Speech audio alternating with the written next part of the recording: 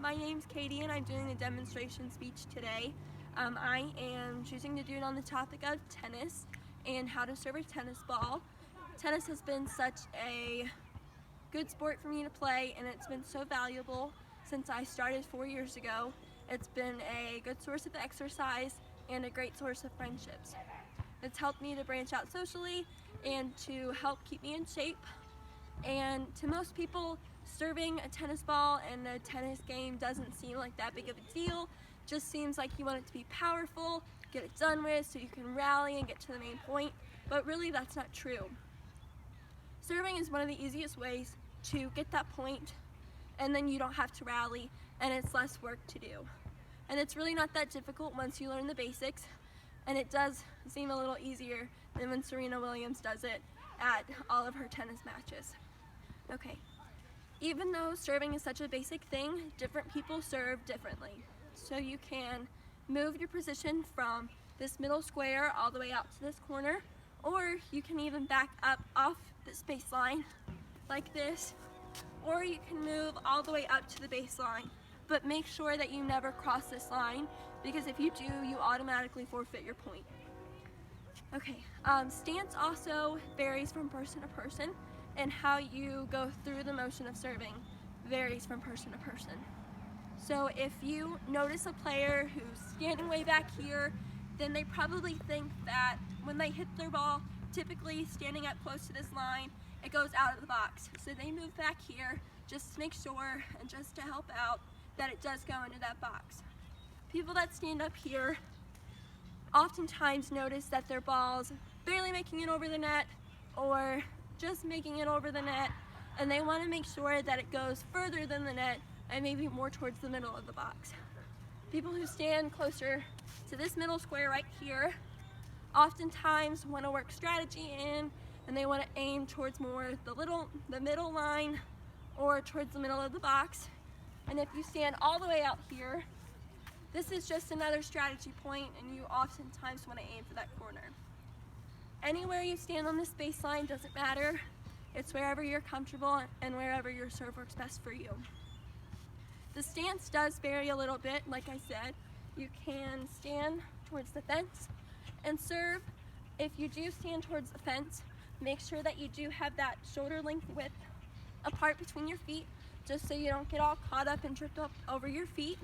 And then if you do stand facing the other side of the court, you want to make sure that you angle your feet so your non-dominant foot is in the front and your dominant foot is in the back. And you do want to make sure that you have width between your feet if you're standing like this, but it doesn't have to be like this, and it doesn't have to be like this. Just even width, so you have your balance and you have that rocking motion and you are able to get that momentum. Different people will throw their arms up differently. So you have the trophy position, or you have the check mark, which looks like this.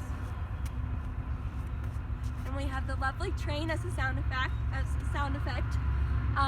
And then however you stand or however you throw up your arms, it really doesn't matter. Once again, it's whatever is comfortable to you. So I'll go ahead and walk you through my serve. So I like to stand closer to the line, but not too close, like I said, so you don't fault. And then I do like to start off with my feet close together, and then I do push back as I rock and I let my racket come back. So you want to make sure that you start with your racket and your ball out in front of you. You want to swing back, face your racket down towards the ground, and point straight back behind you. Your non-dominant arm will go up as your dominant arm goes back, and then you want to make sure that you go into the arm position that I talked about. So you can either go into the check or you can go into the trophy. Your ball toss, you want to make sure that it's straight up in front of you, not too far forward because you will fall trying to hit it, and not too far backwards because once again you will fall and trying to hit it.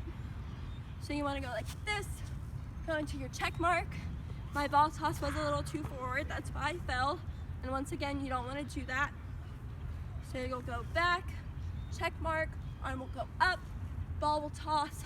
When you go up to hit the ball, you want to make sure that you go straight up and explode, and then snap your wrist and come down on the ball, just so you can get that angle and to make sure that it does go down into the box. And then you want to follow through, and when you follow through, you can imagine scooping it like ice cream. So you want to make sure that your wrist will stay bent, and then you do follow through and come across your body, and then end down here with your racket pointing down towards the ground. So I'll go ahead and show you what that looks like. And it did go in, luck of the video, I guess. So today I taught you how to serve a tennis ball, and I hope it proves useful for you, whether you are doing it leisurely or competitively. Thank you.